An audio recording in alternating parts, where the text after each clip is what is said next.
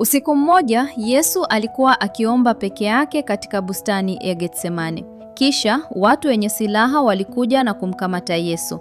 Yesu alivumilia dhihaka za watu huku akibeba msalaba, na juu ya msalaba alisema hivi: Baba, wasamehe, kwa maana hawajui wanachofanya.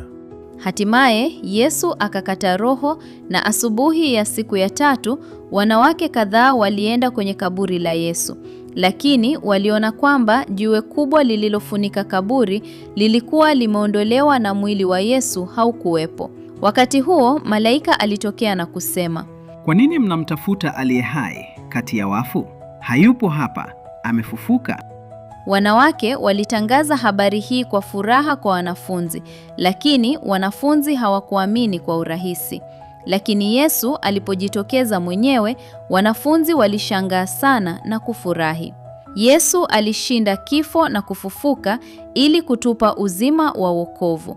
Tushiriki furaha ya ufufuo wake na tushukuru.